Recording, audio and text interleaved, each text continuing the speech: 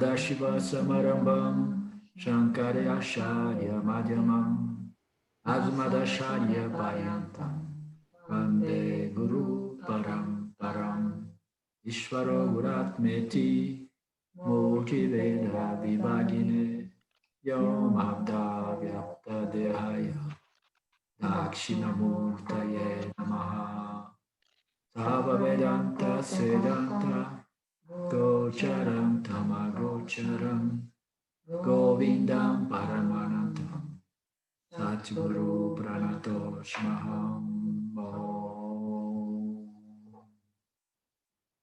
Om Shanti, Shanti, Shanti Om. Namaste. Welcome everyone. We last class on Vivekachudamani. We just read briefly the verse 84, which says that he or she is said to be liberated while living when self-knowledge is clear. Bliss is continuous and the world more or less forgotten.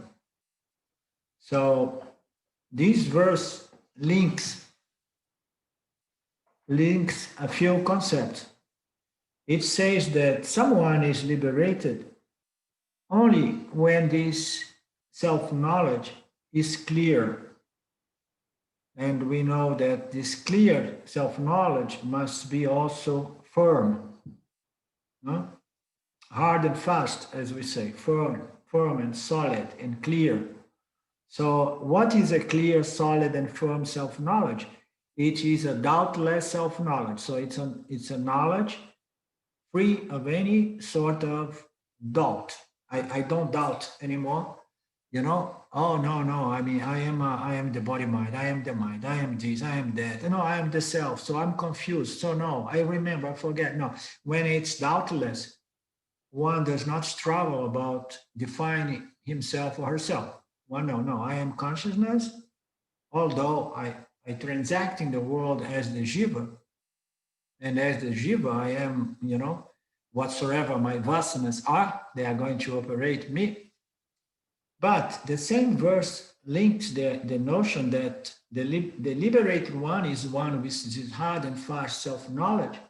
But it says that this self-knowledge, once it's clear, firm, and solid, present, the bliss becomes continuous.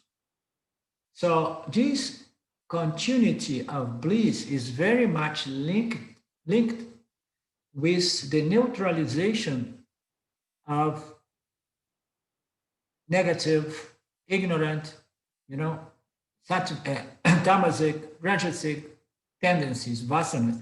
As you know, the self-knowledge is the recognition and the clear, direct understanding of my true nature. And that has a huge power to neutralize the ego, which is nothing but ignorant vasanas based on ignorance operating the body-mind complex. Okay? Self-knowledge has a power of purifying our vasana load to a large extent. But this verse says that a liberated one is the one who has his self-knowledge clear, firm, all the time present, and therefore the bliss should be continued. But this continuity of peace, of joy, contentment, satisfaction without disturbance, depends a lot on the degree of purity of one's mind. So one's mind is purified by the means of yoga, karma yoga, upasana yoga, jnana yoga, and then self-knowledge is a great purifier. And further, the continuous application of self-knowledge, so what we call nididhyasana, further purifies the mind. And then the verse says that it's liberated. In order to be liberated, this self-knowledge has to be a doubtless firm self-knowledge. And therefore, only then the bliss is, I'm going to show a word is more or less continuous, okay?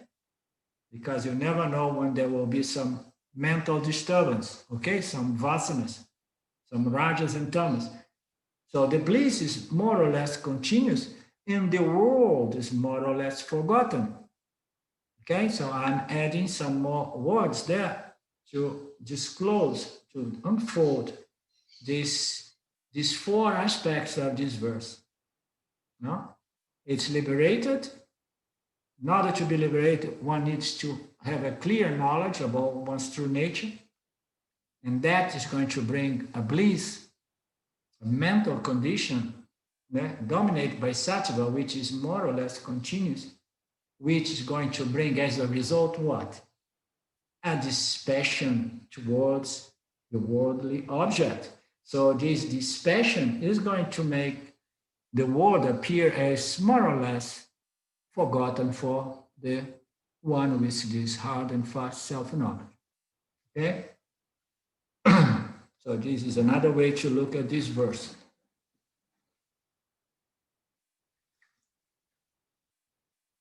So the fact that the world is more or less forgotten is only due to the fact, I think I mentioned that this last week, is due to the fact that the Yanni understood.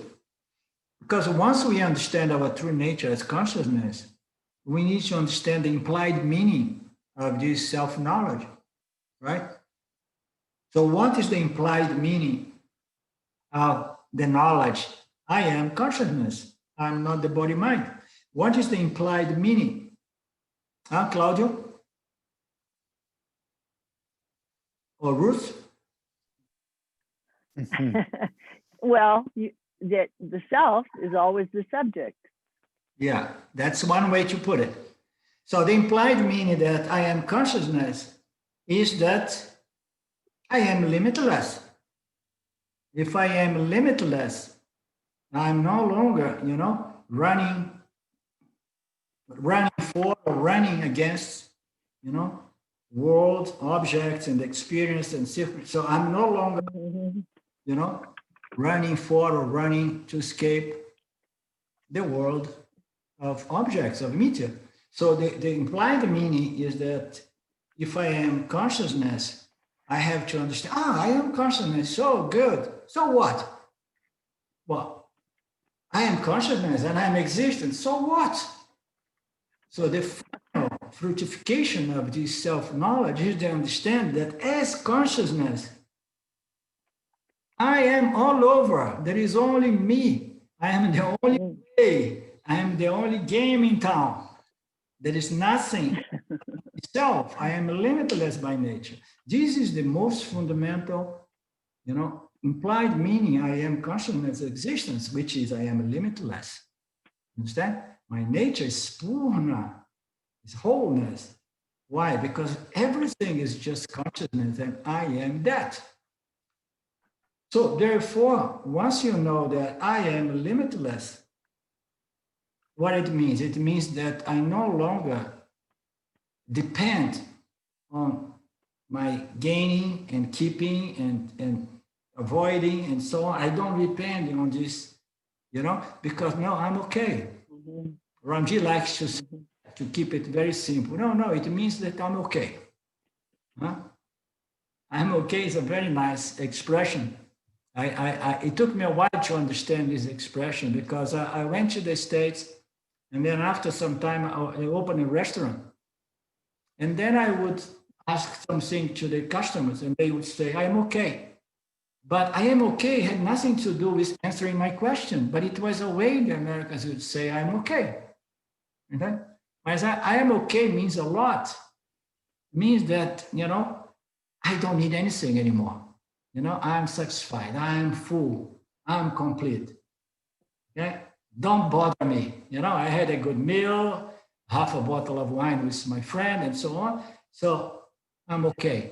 I'm full, I'm complete, I'm satisfied. So if you are satisfied, what happens to the world? The world is more or less forgotten by you, right? It's nothing we should be concerned or afraid. It's just that I am okay, I'm satisfied. Mm-hmm.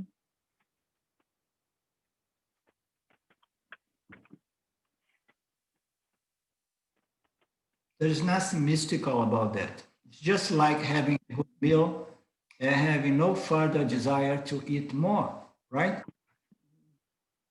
Keep it simple. When we no longer believe happiness is in the object, we'll no longer suffer the pain of trying to gain and keeping and the desolation that follows the loss every time that we don't keep our gains. Huh? We will know that happiness is our very nature. Happiness is not any nature, it's our very, very, very nature. Is what we are made of. Happiness, what it means, happiness. Happiness is the absence of a sense of limitation. I am limited because I have desires and fear that says I need this, I don't need that, I have to push it, I need to attract that. So when those are removed, and then I find that happiness is my nature, because in the absence of desires and aversion, I feel that I am happy. The happiness is not about gaining or avoiding. It's about removing those desires and aversions. And I connect to the happiness, which is what? It's my very nature. Okay? Consciousness is happy because consciousness is fully satisfied.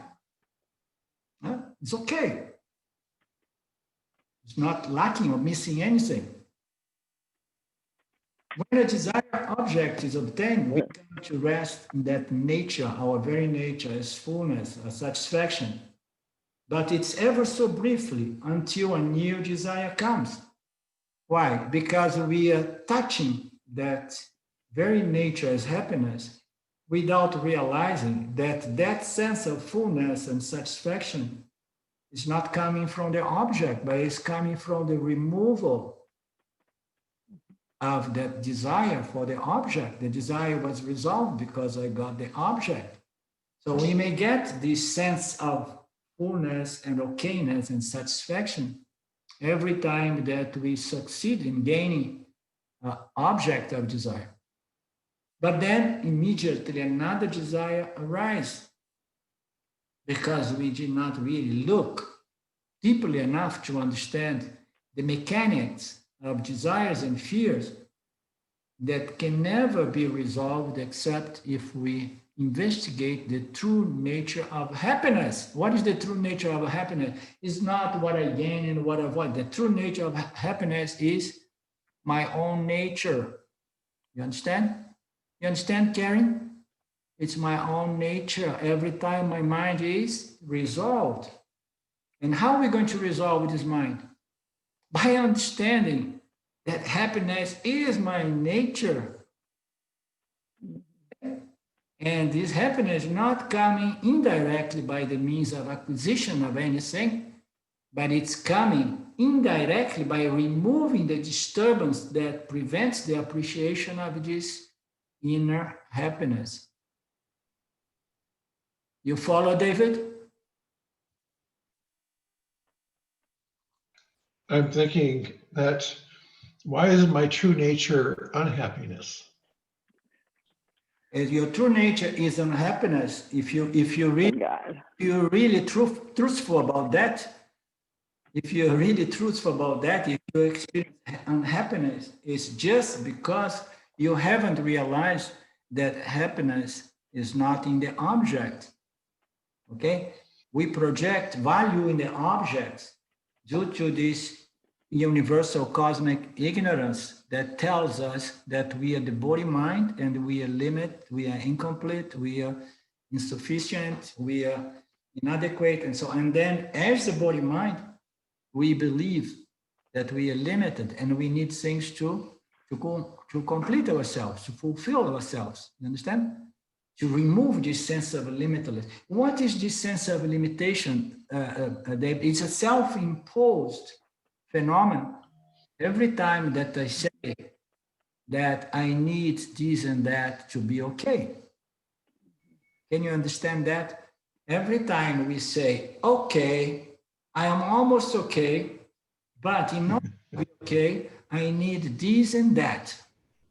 The moment that we project that something is still required for me to be happy, to be okay, to be fulfilled, I am self-imposing myself a sense of limitation. I am limited by what?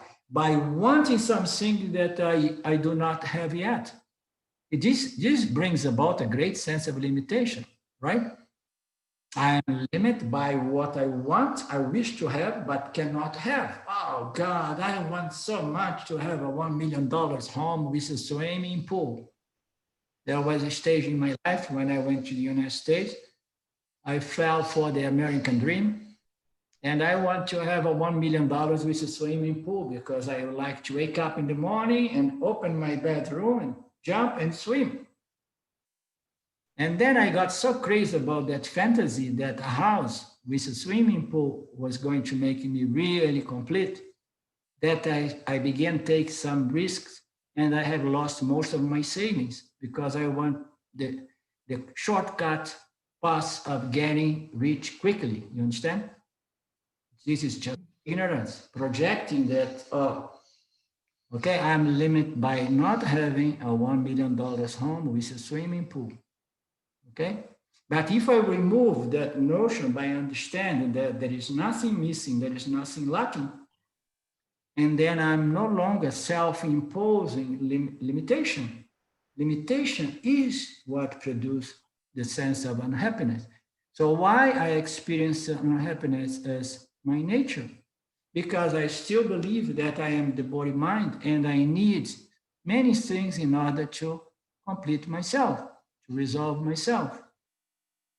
You understand?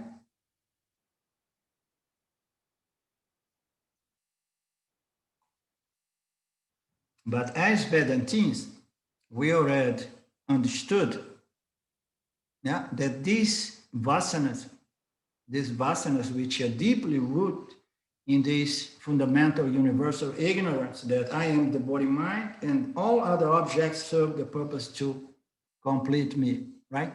This fundamental ignorance begins being challenged when we come to Vedanta. But it's a very tough one. It's a very persistent one. And we need to face it and somehow oppose it with our understanding, with our analysis, with our logic, with our nididhyasana, again and again, understand the nature of happiness, which is knowledge, the nature of happiness, which is self-ignorance. What is self-ignorance? The belief that I am the body-mind, and therefore I'm very limited, and I need to remove this sense of limitation, which is equal to I want to remove this suffering, this unhappiness. Roots? To put it positively for me, I say awareness, consciousness is bliss, is joy, is happiness. Awareness, consciousness. That's what we are. Yep. Yep. Why? Why awareness and consciousness is bliss? Roots. It's limitless. It's limitless. Absolutely, because it's everywhere. Yeah, it's because joyful. It's like the spark, Yeah. that enlivens everything, that gives everything life. So why wouldn't that be joyful? Of course it is. Yeah. Yeah. Because root, am limitless. Root, just a name. Not Ruth. Ruth is just a name given to consciousness appearing as root. Okay? Yes. Yes, this limited body mind. Limitless Brahman. Okay? Yeah. Right. Because again, it's language. And there's part of me that says like happiness always felt like a goal. Like I'm trying to be happy. I'm trying to be happy. I want to get there. I want to be happiness. I want to do that. And here you're describing that as a goal, but as a true nature, your nature. That it's the underlying, and to remove all the veils. What's there is happiness. And I was struck by, what if my nature is to be dispassionate? It's another word that you used. And what the underlying thing is that when everything gets removed, what I find or what I discover is dispassion. Well, this is another way to put it. Happiness brings about a sense of equanimity towards the worldly objects, okay?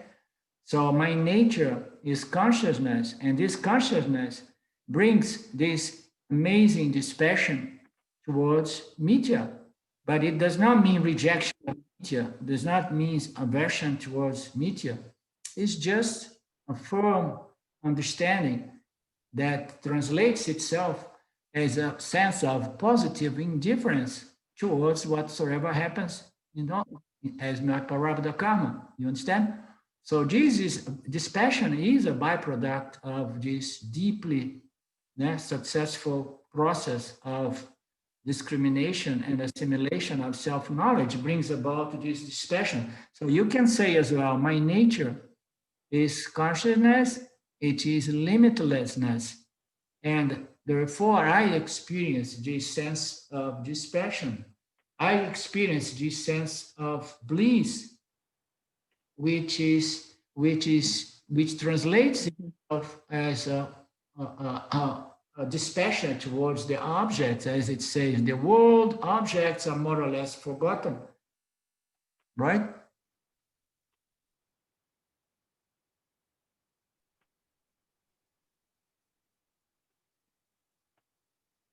Right, David? I guess I'm agreeing. That's right. What you're saying is right, and I'm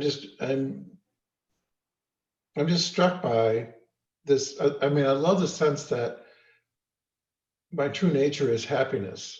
Yeah. I mean, I'm struck by that. It appeals me almost to the point that it feels like an object. That's, I guess, what I'm saying.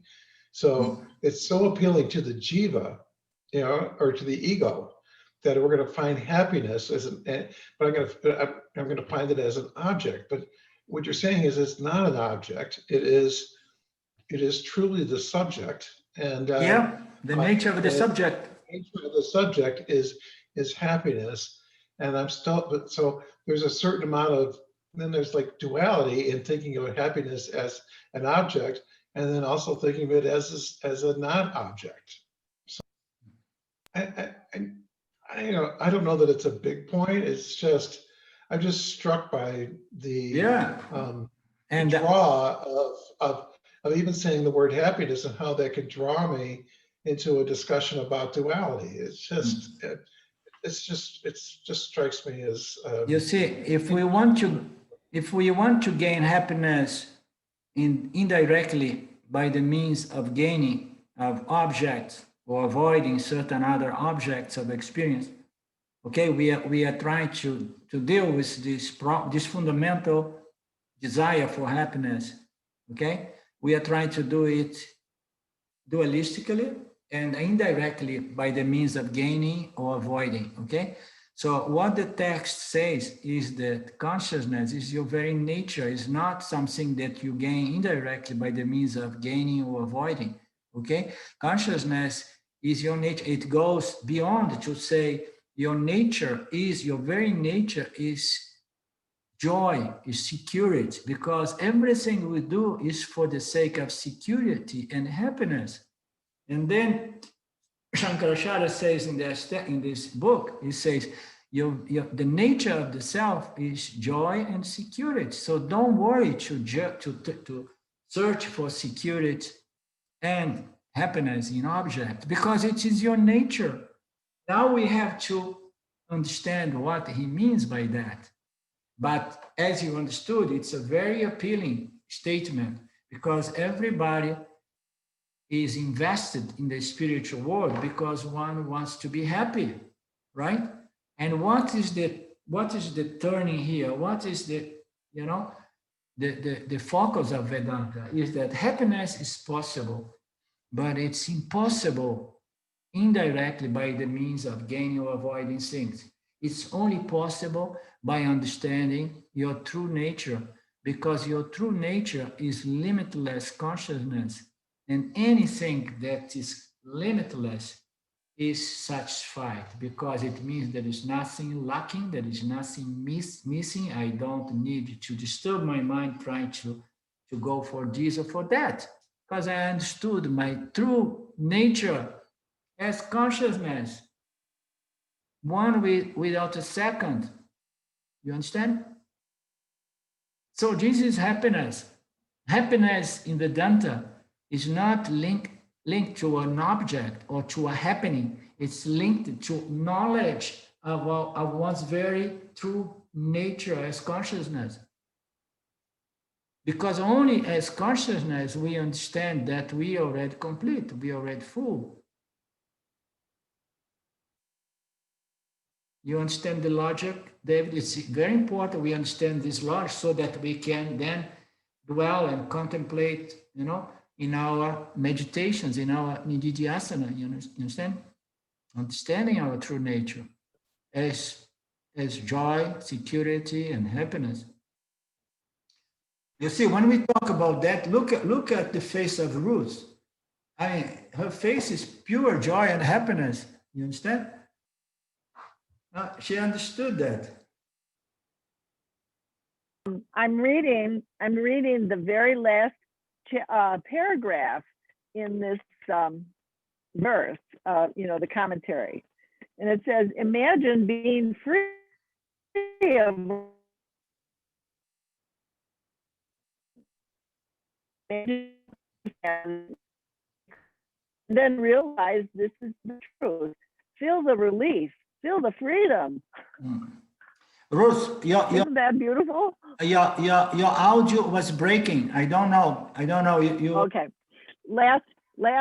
All I'm saying is read the last paragraph here in the text. It's good. The last paragraph of these commentaries of this verse, or the last paragraph of the last verse? No, of this verse. Okay.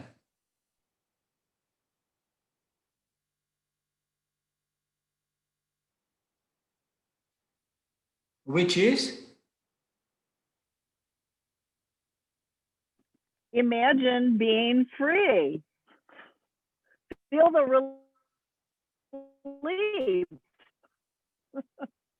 and the freedom. This is you. I'm not finding that passage, but it will come. Okay, yes, it will. Okay. So the liberated Yanni is firmly convinced of this truth in respect to its nature and abundance, chasing objects. So there is nothing that disturbs his bliss. You understand? What disturbs our minds is, the running to gain, running to avoid. This is what brings about mental rajas and tamas, frustrations, irritation, that disturbs or somehow uncovers, or veils, or prevents our appreciation of our nature as limitlessness. This joy, this ananda, is disturbed, as it says here. He rests, the Yanni rests in the self as the self without interruption. So gradually, no interruptions, or less interruption, and then hopefully no interruptions. You understand?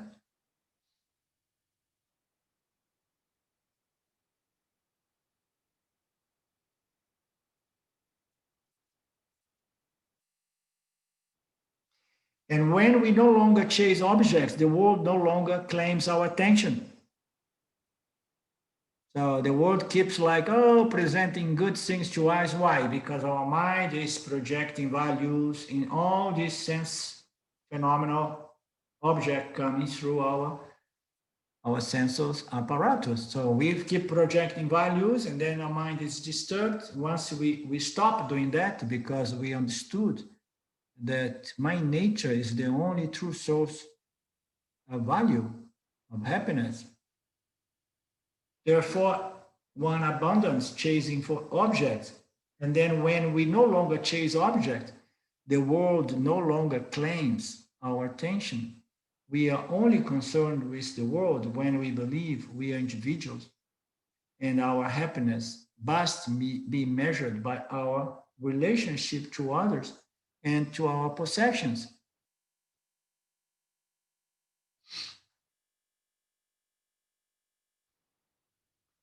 Swami Shimayananda used to say that if you want to measure your happiness, you have to make a small equation. You have to put in the denominator, all the number of desires you have. So you say, I'm not happy. Why? Because I have 100 unfulfilled desires. And then on top, I will say denominator and numerator. Numerator and denominator, right? So in the numerator, you put the number of accomplished desires. He says, oh, I'm very unhappy. Why? Because I only accomplished 5%. I have 100 desires and I accomplished 5. So how happy you are? I'm 5% happy, right? And then he says, so and then you go there and then you work hard. And then after a few months, you say, no, I'm now 20% happy because I have accomplished 20% of my desires. So I'm 20% happy. And then you keep working. After a year or two, you said, oh my God, now I'm 70% happy. And you are only looking at the accomplished desires. And then the guru comes, okay, are you sure you are 70% happy? Yes, I got 70% of those desires accomplished. And then the guru says, look down, because your list of desires have grown to 1,000 desires now. So you are not really 30% happy. Okay, you are 3% happy only, right? So as long as the world of the object claims our attention, we keep piling up more and more desires, and we feel limited by not having what we desire. So the world, the happiness will never be measured by success, by possession, the accomplishment of my desire, because I may have accomplished many things in the world, but for sure I will have many, many more unfulfilled desires, undermine my happiness. You understand, David? It's a never-end game. It does not have a solution. It's if you buy a boat, then you always want a bigger. If you buy a boat, the next is you want a bigger boat. Yeah. There we go. Until you come to a point that you get fed up and then you want to sell your boat and you don't find a buyer. I have a friend that end up like that, It's like you get a house with a pool, and then you want a house with a pool with a water feature. Yeah. It's just there's always more that you want, and that's the nature of mithya, and that's the nature of mithya. That's the nature of samsara. That's the nature of avidya, ignorance. The belief that the more I accomplish my desires, which are my sense of my self-imposed limitations, more I get happy, or I may resolve this fundamental problem. This is the nature of avidya. The ignorance here is the very fabric of mithya, you understand? And we can only undo that by transcending it, meaning to say, understanding our nature as satya. So what's the use of the word to us when we realize that we are limitless, we are whole, we are full and complete, pure, unconcerned, free awareness? Can the self gain or lose anything? Can consciousness gain or lose anything? Can it be affected by the state of the world? And what is the state of the world but the temporary arrangement of apparent objects that come and go as thoughts in awareness, right? They are all objects appearing and disappearing within the scope of my conscious awareness. Utopian schemes are based on the illusion that happiness is to be had by arranging these apparent objects in one fashion or another. So you see all these schemes that we know. I mean, in my 15 years in the USA, I fell for at least 2 schemes and I lost a lot of money. Why? Yeah, schemes or scam, howsoever. Why? Because of this ignorance, you know?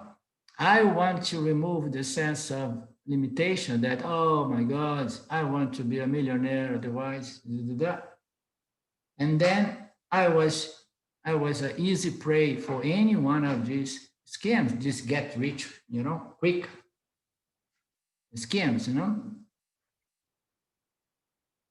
How much misery has arisen from the endless attempt to make the world work for us is not what we call history, but the sad record of suffering caused by the implementation of various scams to reshape society according to some ideal.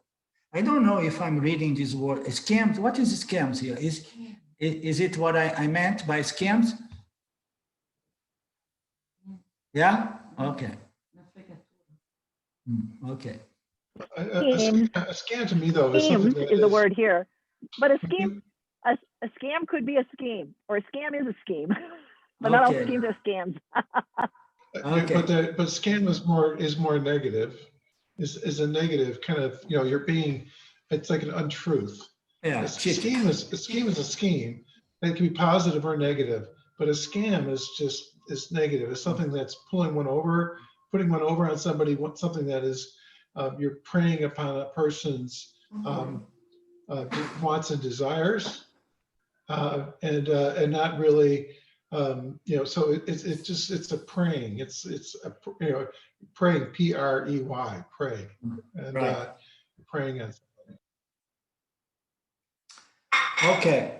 So the liberate being is freed from the illusion that he must or she must make the world a better place. This is another angle, The people who wants to transform the world, the people who has a values for justice and dharma, and the world he knows is meteor, only apparently real. Try to improve the world is like trying to improve one's dream.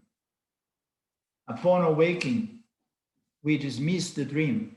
We don't have plans for making the dream world a better place. When we become established in the knowledge of the self, we no longer think about how to improve the world. There is no real world. Nothing needs to be improved. This is very radical. Huh? This is quite a stretch from the teaching about upholding and protecting Dharma, and protecting society, like Lord Krishna telling Arjuna, no, you do your job. But Arjuna, we have to remember, he was a warrior, he was a general, and his Swadharma was really to uphold Dharma. But the Swadharma of people like ourselves is, the gaining, the accomplishment of self-knowledge, the attainment of this clear self-knowledge. So therefore, we should not be distracted by trying to save the world. Instead, we leave that to people who have that kind of apparent nature, apparent swadharma, such as Arjuna as a warrior, a general.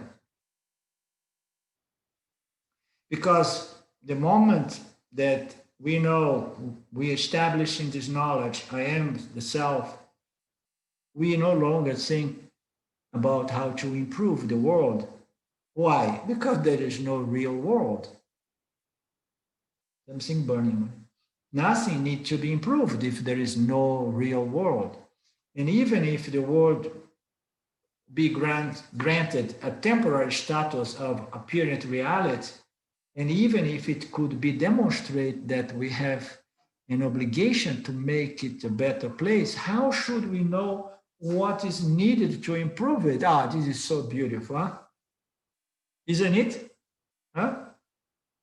Because the ego is so smart and arrogant that they say, oh, I know how to find a solution. I mean, if we really understand that Ishvara is in control, and somehow he knows how to unfold this cosmic or planetary, prarabdha karma, and then I say, okay, I just, I do my swadharma and I go along with it, taking whatsoever happens as our prarabdha karma, knowing that I have no power. My power here is to live a dharmic life, to have a positive impact, to share this knowledge as the only solution for the suffering of most humanity, and leave the rest to Ishvara. Because I mean, how can we know? This is even if it's a place that could be demonstrated to have a certain apparent reality, and even that we believe that we have an obligation to make a better place out of this world. A lot of people think that way, We have an obligation to, And then in the end, it says like, how should we really know what we need to do to improve it?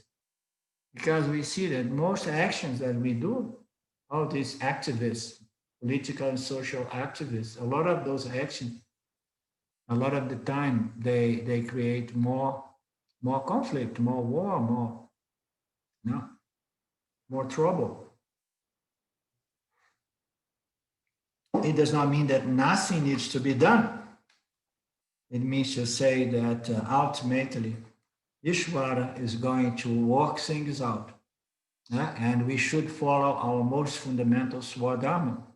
And in our case, is what? It's moksha, self-knowledge and moksha.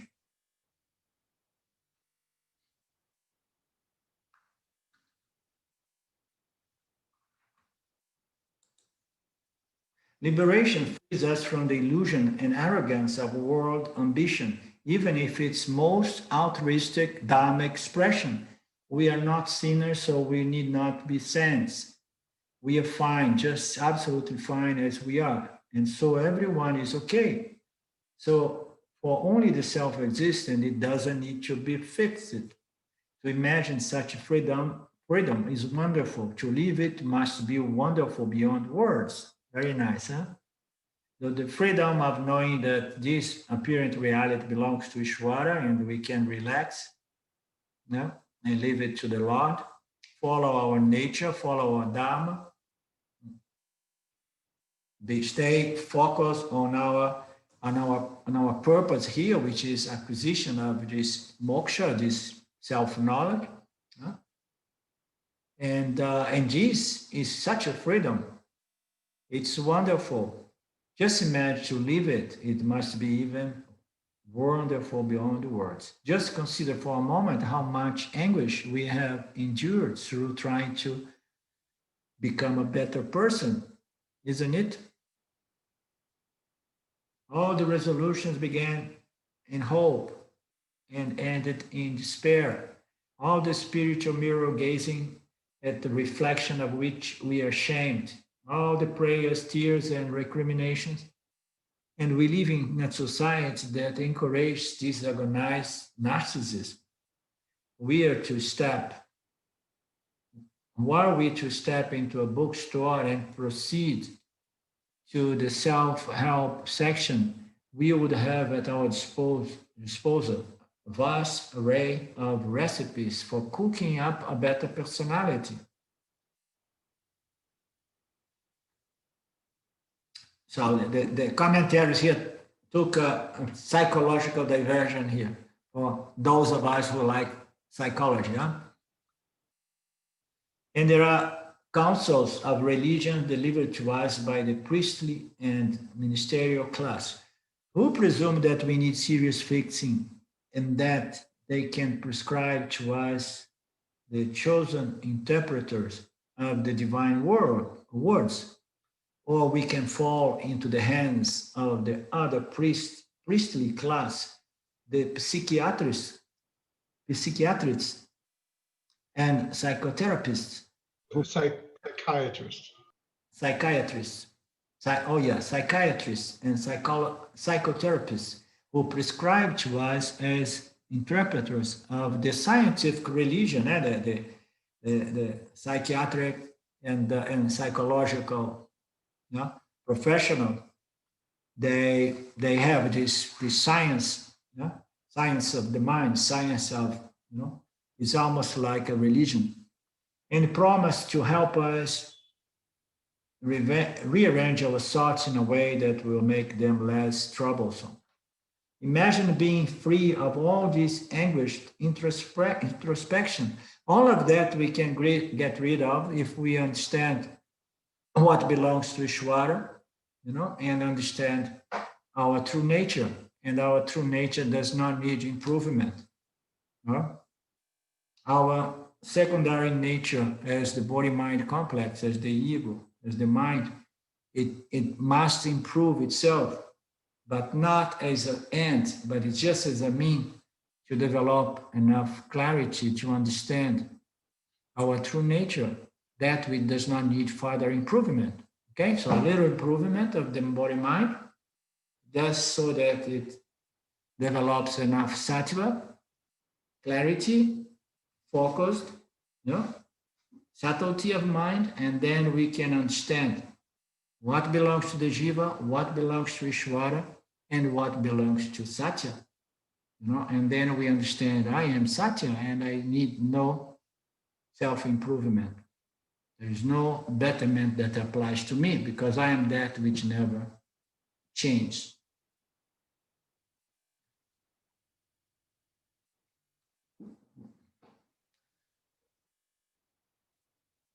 Where I stopped.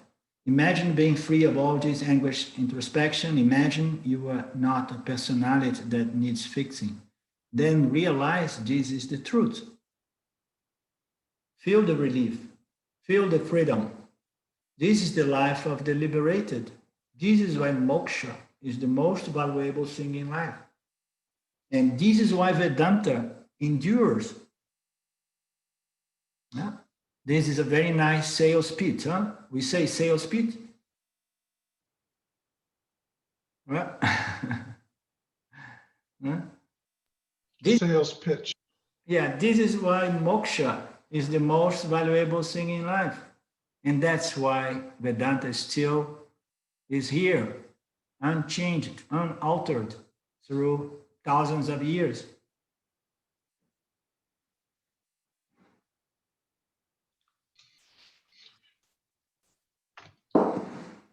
So, I mean, we can't, just to kind of we can't really have this discussion. Let's say we're going to a psychiatrist or a psychotherapist, then unless that person is shares the knowledge or has been at least exposed to the knowledge of the self, then that's the core underlying piece. And so we're not going to find commonality with a psychotherapist or a psychologist who is not also schooled or at least somewhat exposed to Vedanta. Would you agree? Well, usually when we come really close to Vedanta, attracted by the scriptures, we have gone already beyond the need for psychological work. You understand? Usually it's like here and there I meet people who are in need of psychological and emotional work, and their mind usually is too disturbed. And then very soon they understand that Vedanta is not for them and they are not ready for Vedanta. And in some instances, I have told people, so you better do some therapy, because you need some more work before you come to Vedanta. But it's very rare because usually they don't even come close. Okay. Mm-hmm. So when we come to Vedanta, it's because Vedanta begins making sense to us. It means we have enough sattva to understand, okay? to understand that the resolution is not through the rearrangement of my sense of identity, you know, of my ego, or the thoughts and the pattern of thoughts and behavior. So all of that we leave behind when we come to Vedanta. But it's not to say that all this psychological work is useless. This is the most primary work that is a prerequisite to begin the spiritual work. I mean, when I met Osho Rajneesh in the beginning of the 80s, 1981 to be precise, I needed was what? Psychological work and meditation, basic meditation. And I need also a lot of psychological and physical work because I had too much rajas. So everything has its value. Osho was an entry-level guru school because it was offering this entry-level process of growth through a lot of bioenergetic exercise and other basic practice of meditation and a lot of psychological therapeutic work. So this is the entry level to spirituality, you know, or to meditation, which is the entry level to spirituality.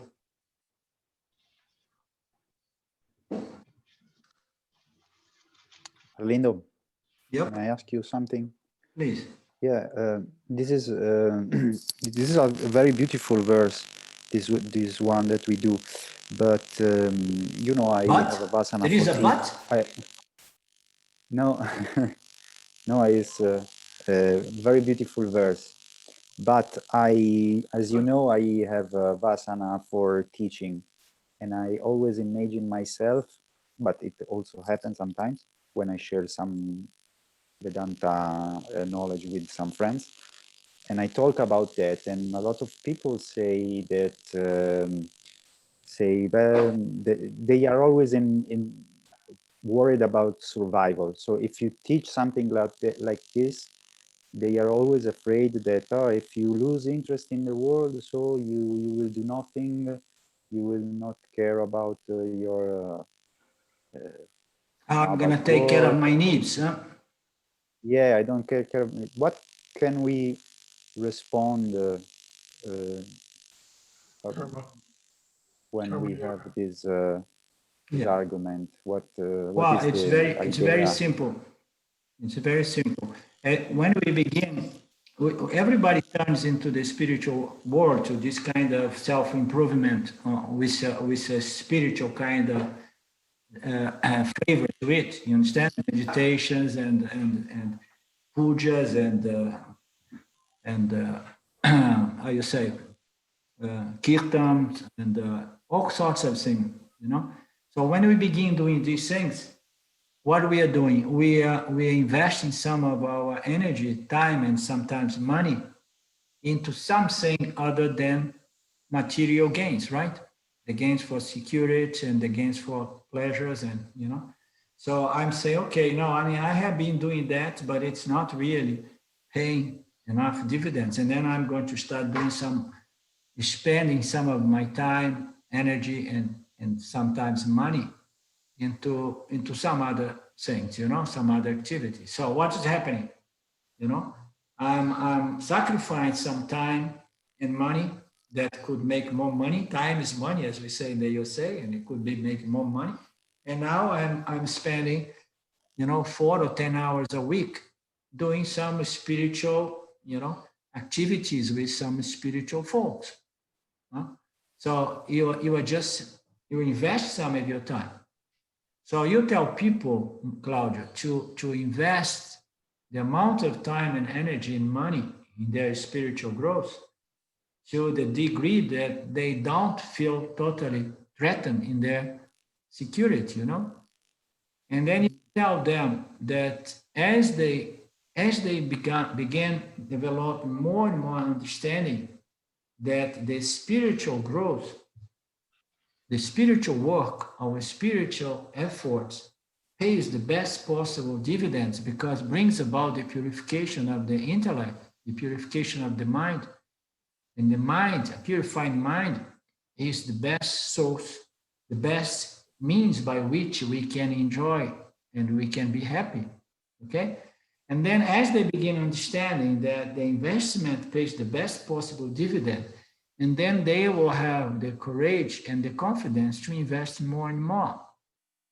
And then as you invest more and more, you know, you're going to come to the extreme of even reduce or downsize your life, your standard of life, your style of life. That's what happened to everybody who grows spiritually. They begin withdrawing from the materialistic world or values, and they start downsize, and diverging his mind and his energy and his money and his set into more and more spiritual growth. But one should not be worried or concerned because we do that only to the degree that we feel comfortable and confident. So if they say, oh my God, how we do this? I say, don't worry. It's like any other investment.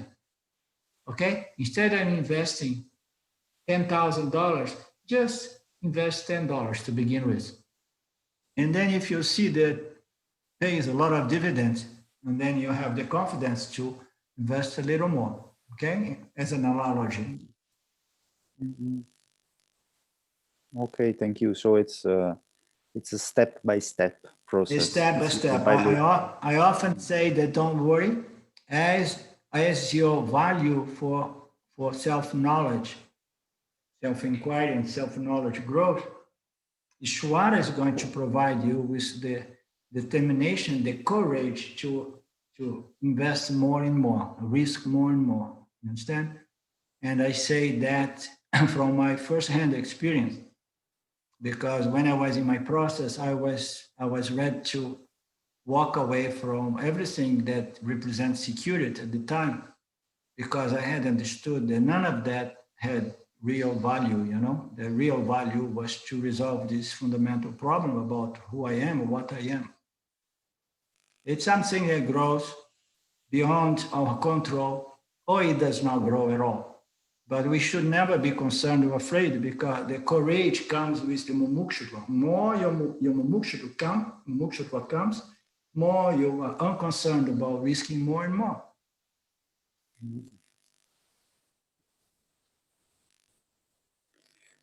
Thank you. You're welcome, Claude. Arlindo, Yep. is it correct? Would it be correct then to think of that as that the responsibilities continue, all that keeps on going on, but it's not invested with, how to say, it's just like everything is objectified for you. It's like there's a functional role to all that performance, and there's no reason why it couldn't go on just the same. I mean, if you were into running a business, having a family, stuff like that, wouldn't that just go on anyway? But it just, your identity wouldn't be mixed up in it. It'd be just what Ishwara is taking care of. Yeah. Yeah. Is that a good way to? Yeah, this is one aspect of it. And the other aspect of it is that even if you need to remain heavily engaged in the world, let's say like that, so there is a general tendency of for the yoni to reduce all those activities, because those activities usually they are being sustained by the belief that they are really important and necessary for my comfort. And then unless it's a structure in which, okay, no, it's not about me. I have a wife and 5 children. And then, I'm not doing that for myself. I'm doing that as a provider to my family, and I cannot pull. My children are still small and so on. I have met people in this condition, They would like to reduce their engagement with worldly activities. Why? Because it's nicer to just keep your mind, more into the scriptures and more into the fullness of your nature rather than all the time engaged. You see, the yanis usually they become a bit lazy in that sense. That's why that verse says that the world is more or less forgotten, because they see that what is the purpose, what for, you know. But if it's necessary due to my dharma, my roles, like I said, some people who have 2, 3 children in a business and that they don't know how to get out of that dharma, that karma, unless the children grow, you know, and then it's a different thing. But a lot of the times we find inquirers that have a good karma, but they are invested somehow in certain roles or life circumstances and situations, and they remain engaged beyond the engagement that was really needed, you know. So in general, when we assimilate this knowledge, it's exactly as it says here, you know. The satisfaction is more or less continuous, and the world is more or less forgotten. So if you are satisfied, you don't need to be doing many things, you know, because mostly we do things because we want to gain satisfaction by doing and getting the results of our doings, you know, generally speaking. I don't mean to say that we should neglect our lifestyle, our life setup, you know, but if it is too much, a time comes that we begin questioning, okay, let me do again an inventory on my lifestyle here. Let me see if I can free my mind for unnecessary, you know, activities so that I can do more of my Shravana, Manana, Jijijasana. But the mind has to grow at the same time, because you cannot do that if the mind is still more rajasic. If the mind is still more rajasic, and then you need to remain engaged, applying, like Lynn was saying, the Karma Yoga knowledge, the Karma Yoga spirit of doing things, knowing that I'm just an instrument of Ishvara. I'm just, you know, fulfilling my roles, my dharmas here, taking care of what, you know, Ishvara has provided me as my karma, my dharma. So that depends on the mind. If the mind is very contemplative, and then one becomes a little lazy about doing, and one is more into staying quiet and contemplate. And one of the favorite activities of Yanis, when that happens to be one's swadharma, is to remain busy, like the Swamis we know, or even as Ramji, doing what? Sharing, propagating, you know, these teachings. It's a nice lifestyle. I myself, I'm busy. I'm busy most of the time with my son in Brazil, with our small group, you know, and I'm still a husband, and I have a situation that I have tried to organize, begin a life here in Brazil. So I remain busy still, you know. I wish I could, you know, be less busy. And when I think that it's getting less busy, and then I have more problems to take care. Now I have an old father, 91 years, giving trouble. And then I have a brother that died and left a huge amount of karma that since 3 years I'm trying to sort out with lawyers and so on. You know, it's what can I do? I want to simplify my life, but it's not that simple. You know. And then Vedanta comes into my life, and I'm called to share. So.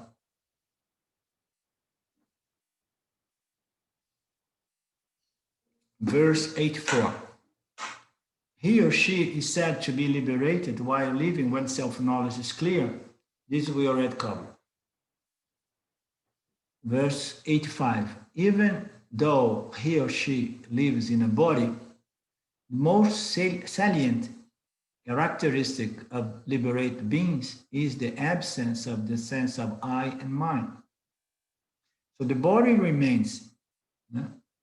The body remains, but the ego is the sense that I the thinker of my thoughts, the originator of my desires, my thoughts, the doer of my actions, and the controller of my destiny, the one who have to arrange the field and, and control my dharma, my karma, my prarabdha karma. So the ego is the sense of I and mind. The mind is the other side of I. Yeah? The I is the sense of authorship, doership, and the sense that I am responsible for my destiny. Therefore, I have a huge responsibility and I have to run all over. So this is the ego. So this sense of I brings about the sense of mind, because when I say I, immediately I associate with my possessions, and I say I in my house, my car, my wife, my dog, my thoughts, my lifestyle, my status, right? Mine. Mine comes with this sense of authorship, doership, okay? So this sense of ego, this ego sense of I and mind, it loosens up. It is the most salient characteristic of the one who is self-realized, is the diminishing absence or the diminishing presence of this ego sense. Okay, this ego sense is a gradual process. I like to put it on those terms. Okay, you probably heard Ramji putting on those terms as well, that moksha is only possible to the degree that the self-knowledge cancels the ego sense of I and mine. So the sense of doership, as he puts, if the self-knowledge does not completely cancel the sense of doership and authorship, which is the ego, I am the doer, I am the thinker, I'm the author, I'm the controller, I'm the responsible, my karma, my action. So if self-knowledge does not completely neutralize or cancels this ego, I sense, mind sense, it means that the self-knowledge may be there, but moksha is not fully established in the intellect. Why? Because moksha is total removal of this ignorance. The ignorance, what is to confuse the self, the I, the true I, with the ego I. The ego I says, well, oh, I, my body, my mind, my ideas, and this is mine, possession for security, possession for establish my identity. So this is ignorance, okay? So this I is going to be gradually canceled, once self-knowledge is firm, and to the extent that those remains of ignorance, of these residuals of this ego, of this sense, this cosmic, beginningless avidya, vasanas may be still operating, and then it brings to the surface this sense of I and mine. But immediately the yoni recomposes itself because the knowledge is alive in his mind, okay? It does not fool him for long. But it says here that even though the yoni lives in the body, the most salient characteristic is the absence or the diminishing presence of the ego sense, I, the author, the thinker, and the doer of my actions, and the possessor of my body, mind, and all belongs that I say belongs to me. It does not belong to Ishvara, belongs to me. The body is mine, and so on.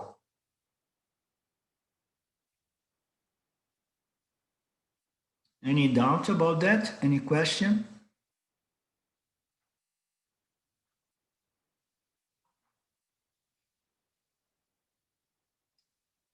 The body is not an obstacle to self-knowledge. Religions generally presume otherwise, And what is termed sin usually involves indulgence in some form of bodily pleasure, judged to be either intrinsically or circumstantially wrong. The denial of such pleasure is termed virtue, which can include ascetic practices designed to punish the body. They thought it were guilt of transgression. Yoga sometimes takes the form of such virtue, but it's identification with the body that keeps us in darkness, so to speak. The only sin for one pursuing self-knowledge is to believe the I am the body. That's the fundamental sin. Sin is like when we miss the mark, okay? When we fail, to apprehend things as they are. So this most fundamental misapprehension is like, I am the body, I am the mind. So the only mistake, the only thing in that case, in analogy with this parallel with these religious and yogic ascetic practices, is the belief I am the body. This is the only thing as far as Vedanta is concerned. Oh, I am a sinner. Yes, you are a sinner, but don't worry. This sin is a universal thing. It was imposed by Maya. Maya is a tyrannic force that deceives everybody to believe I am the body. So it is a sin in the sense that it is a misunderstanding, it's a misapprehension, okay? It's a misconception, it's a misidentification, okay? But we should never feel guilt because this is it belongs to Maya, Ishvara, this ignorance, it's imposed on us, and we grow until we develop merits and enough sattva and contemplation, mental, emotional contemplation, and balance to begin contemplate this knowledge, these teachings, no? That says, no, you are not the body, you are not the mind. This ignorance was imposed on you by Maya, but now you came to Vedanta, and we are ready to remove this fundamental misapprehension, misidentification.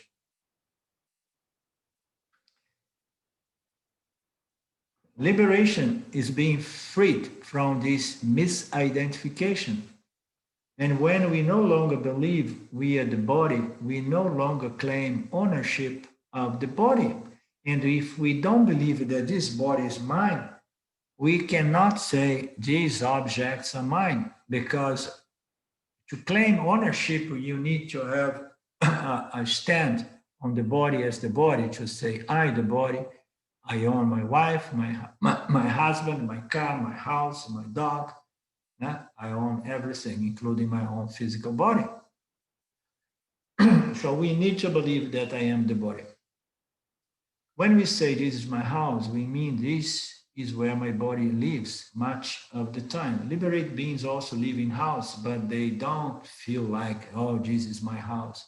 You understand? There is no sense of attachment. No? We are here in Brazil since a while, and we were looking around. We had some savings that allows us to buy a house, and we finally bought our house. And a friend the other day came to me and asked, oh, so how is that? So you must be very happy, huh? So are you happy?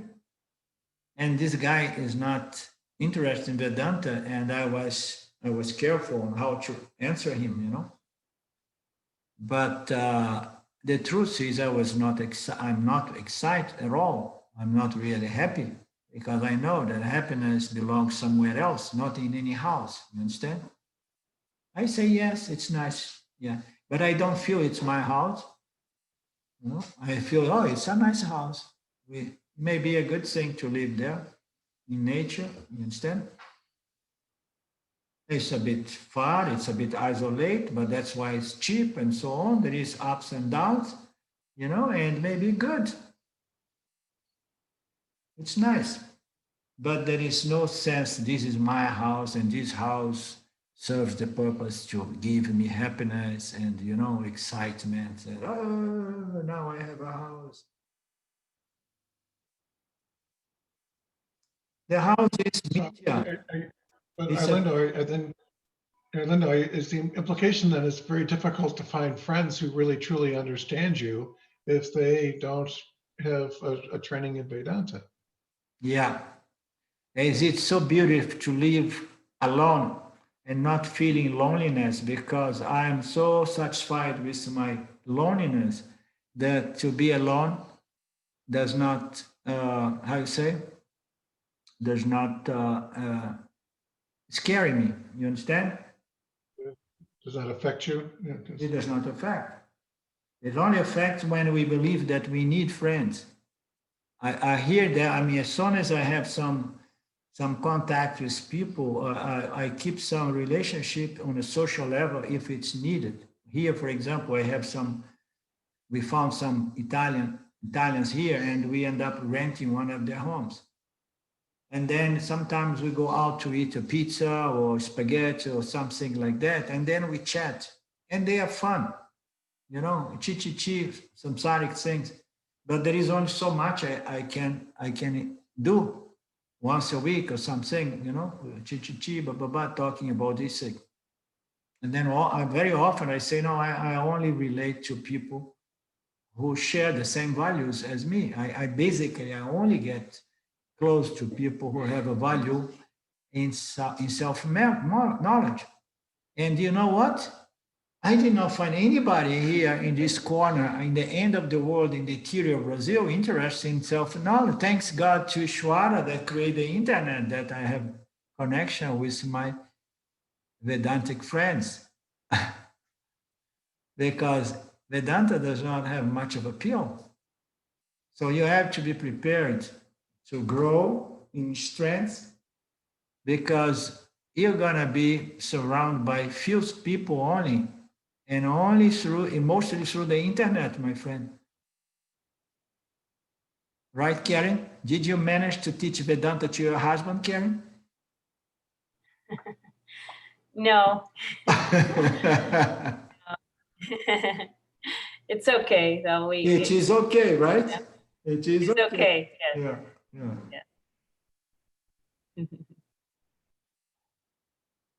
Yeah, it's okay, but at the same time, you're trusting others to do things like a DNR for you, or to execute your estate after you die. So, I mean, you're not independent. You can't be totally free. You know, in terms of someone's going to be involved in your life at some point in time. I mean. well, it's this kind of freedom is only possible if you become a sannyas, you know. If you become a sannyas, and then you have no obligations, and you don't need anything, and then your ashram, some institution is going to feed you once or twice a day, and then nothing is expected from you, and you don't need. I'm telling you, to be a Vedantin, to be a Yanni, to be a Vedanta guy as a householder, it's a juggling thing, you know, because you need to keep your freedom in spite of all this engagement and all these duties. I'm telling you, I have been trying to simplify my life since 6 years or so. It is not easy. It's not simple to simplify. That's as a householder, you know. You know how many times I tried to run away from my wife to simplify my life, but I don't manage, you know. It does not feel right.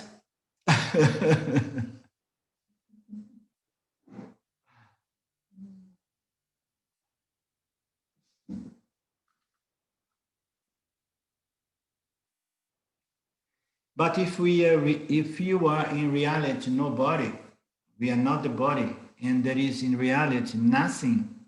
Who can owe what? I'm not the body, and these objects are just, you know, appearance, superimpositions, you know, of names and forms given to basically energies that have some utilitarian existence or value. But if fundamental, there are no things and there is no body, I mean, who am I to own anything? And if I take, Mithya to be an apparent reality with certain existence, and then again, I have to come back and say, okay, but it does not belong to me because I did not produce it. I did not produce my body. I don't know how to keep the body. I try to keep my gains, but they keep slipping, and I keep losing them. So there is no way.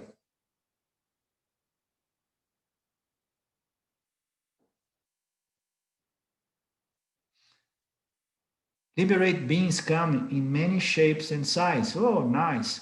So it means to say that there is no problem with overweighted yanis. Can be any size, right? So it comes in many shapes and sizes, we are told, but the verse describes the most salient, most noticeable, and most important characteristic as the absence of this ego sense of proprietorship. As soon as we own something, we begin to feel anxious about how to keep it. The trouble of Mithya is that we run to gain something, and then we find ourselves in the situation, now that I got all stressed out to come here and accomplish or gain something, now how to keep it? Huh? So just ask Lynn what it takes to maintain a big house, a big home, It takes a lot of effort. I have a tiny weeny home, Huh? very small home. Oh, I looked in the picture, I thought it was huge. Good. You're about seeing half the house right now. Yeah, I'm projecting. So anyhow, we know the problem of gaining things is maintaining things, The most salient characteristic is this absence of sense of proprietorship. As soon as we say mine, we begin feeling anxious about how to maintain it. What about if I lose it? There are two aspects to the desires that disturb the mind. One aspect is the desire to gain something that I do not have. And then we have it. And then again, our mind is going to be disturbed. Oh, but why? You gained what you desired. No, now I have a desire to keep it, which is again a disturbing thought. You understand? Now how to keep it? How to keep my health? How to keep my house? What if I don't manage to pay the mortgage in full? And so on. Huh?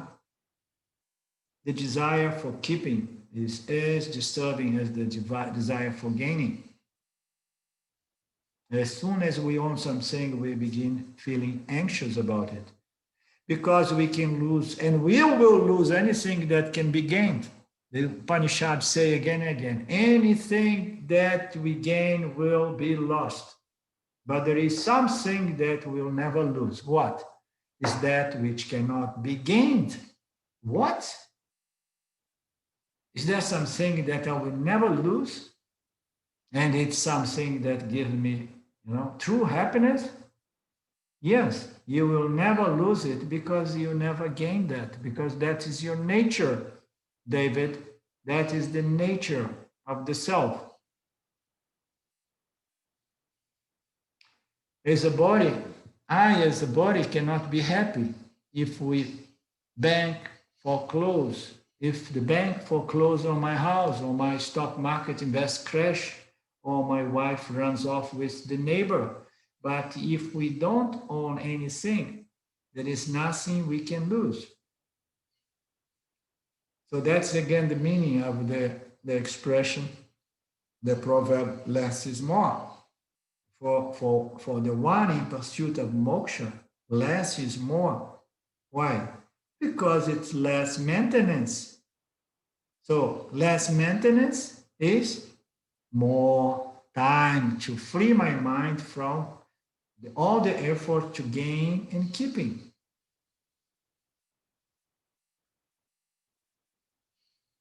But if we don't own anything, there is nothing we can lose. The fact is, we don't own anything. Awareness does not own anything. And even the jiva does not really own anything, because everything belongs to the government, right?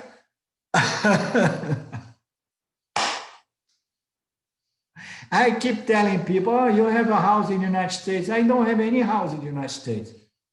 The house belongs to the state first and to the bank second. If I stop serving the mortgage, the bank takes, okay?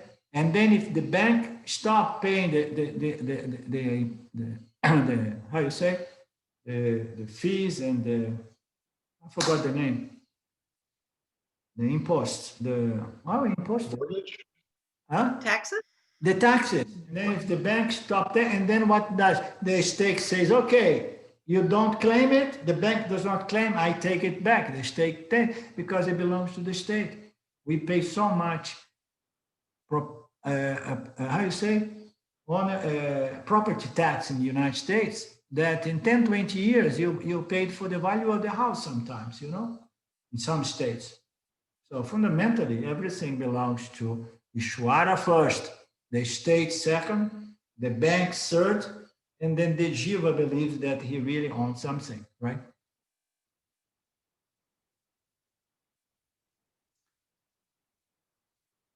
That's why it says here, we cannot be happy if the bank forecloses on the house and takes our house. Pure awareness, the self, is not any of the objects that appear in awareness itself, not a house or anything, neither your wife. Discrimination has taught us this. Only the ego, reflecting consciousness and usurping its identity. What is usurping? Usurping, taking something Okay. not necessarily belonging to oneself. Usurping, okay. Only the ego reflects awareness and usurping its identity on things. Only the ego can lose things. Only the ego can be unhappy. Freedom from ignorance is not freedom from the body, but from the body identification. And all that goes on where? Within the mind. The mind is our subjective identity, our ego, you know. The subtle body reflect consciousness under the spell of ignorance, the jiva, okay? And then it identifies my body.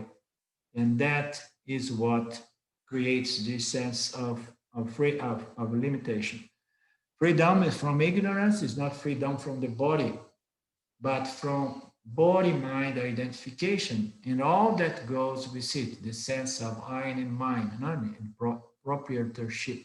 Most notably, the ego, the sense of I and mine, the source of so much anguish and suffering. So when we are liberated, we keep our bodies, but we are no longer deluded by the notion that I own my body.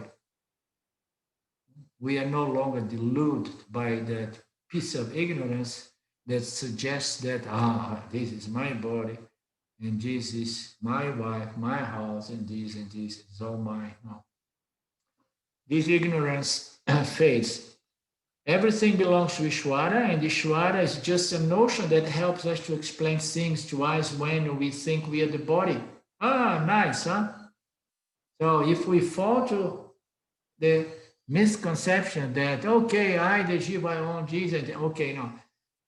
Just try to understand that everything in the real title is like everything belongs to Ishvara. Nothing belongs to us. Not even the marriage certificate says that it's your wife. You know, it says that, it's a wife of Ishvara, but Ishvara is going to lease it to you, right? Everything belongs to Ishvara. It helps us to understand, how things work here, as long as we still have some tiny bits of identification with the body.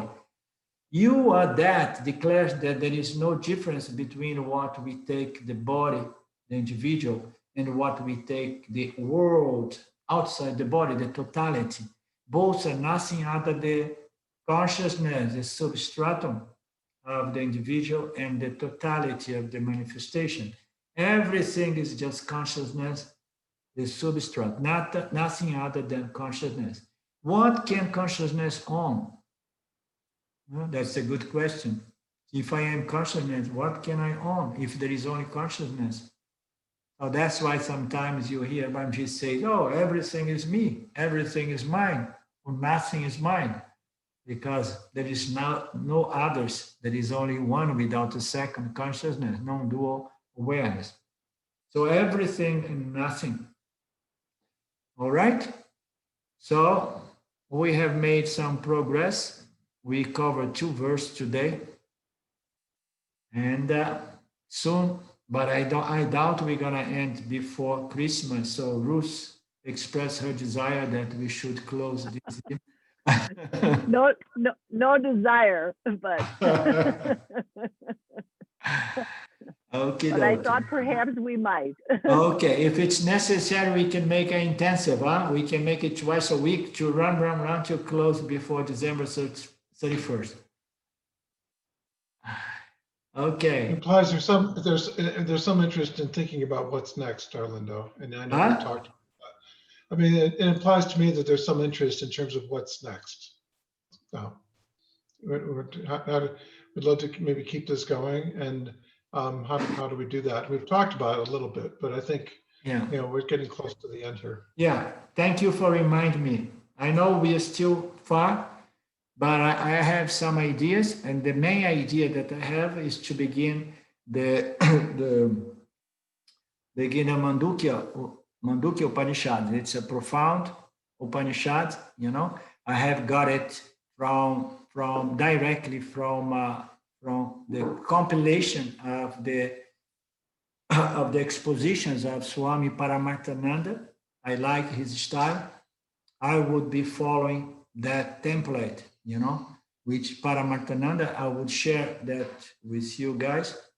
You can have the text, the original verse with his, I want to do a little cleanup because there are too many Sanskrit there to make it clear. I can send to you the original and the one more comprised, okay? And then that's my idea. But if you guys prefer we go into Bhagavad Gita, we can do that as well. Ruth says that Mandukya would be great. Okay, so I want to express my appreciation. I want to express my thankfulness for your donations. I want to also mention that my financial situation may be changing. It changed for 1 month. We don't know if it's I'm going to continue to have some trouble. We don't know what's going to happen in the United States. We don't know if the economy is going to go on deteriorating. If that is the case, I may be more and more appreciative to any kind of support coming from you guys. Okay, thank you. Om Purnamada Purnamidam Purnapur. Maybe just a little bit. Purnasya Purnamadaya Purnameva Vashishyate. Om Shanti Shanti Shanti. Thank you, Lord. Thank you, everyone. We meet again next Thursday. And if you have questions, send it to me by email, or we just play as we get online. Okay? Much love. Big hug.